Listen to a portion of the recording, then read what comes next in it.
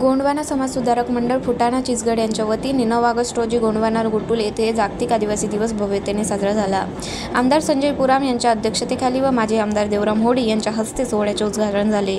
प्रमुख पाहुण्यांमध्ये सविताताई पुराम, एसडीओ कविता गायकवाड, आदिवासी प्रकल्प अधिकारी उमेद काशीद यांचा आदींचा समावेश होता। 45 लाख रुपये किमतीच्या इमारत व चावडी बांधकामाचा शुभारंभ, भव्य रॅली, धरती आबा, बिरसा मुंडा व डॉक्टर बाबासाहेब आंबेडकर यांच्या प्रतिमांना अभिवादन असे कार्यक्रम झाले। 5000हून अधिक लोकांच्या उपस्थितीत समाजातील ऐक्य व प्रगतीचा संदेश देण्यात आला। शेवटी भोजनाचे आयोजन करण्यात आले। गोंडवाना गोंड समिती फुटाण्याच्या वतीने चिचगड गोटुल या ठिकाणी जागतिक आदिवासी दिवस हा कार्यक्रम या ठिकाणी साजरा केला। सर्वप्रथम हजारोंच्या संख्येने आदिवासी बांधव या गोटुल मध्ये उपस्थित झाले। त्यानंतर चिचगड मध्ये रॅली काढण्यात आली। सर्वप्रथम क्रांतीसूर्य भगवान बिरसा मुंडा यांना माल्यार्पण करण्यात आले। त्यानंतर विश्वरत्न डॉक्टर बाबासाहेब आंबेडकर यांना सुद्धा वंदन करण्यात आले आणि तदनंतर या रॅलीचे रूपांतर गोटुल मध्ये सभेमध्ये झाले आणि आज या सभेच्या माध्यमातून समस्त आदिवासी समाजाला प्रबोधन करण्यात आले।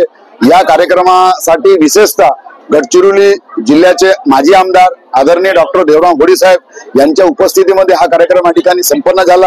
विशेष म्हणजे आजचा जो जागतिक आदिवासी दिवसचा जो कार्यक्रम आहे तो खूप मोठ्या उत्साहात, थाटामाटात, नाचत गाजत आणि हजारोंच्या संख्येने पहिल्यांदाच गोंडवाना गोंड समिती फुटाण्याच्या वतीने 5000च्या वर या ठिकाणी आदिवासी समाज, हलबी समाज, गोंड समाज, कवर समाज, थुरगोंड समाज, राजगोंड समाज हा सर्व समाज या ठिकाणी एकत्र झाला। आदिवासी समाजाच्या वतीनं 5000 लोक आलेले होते।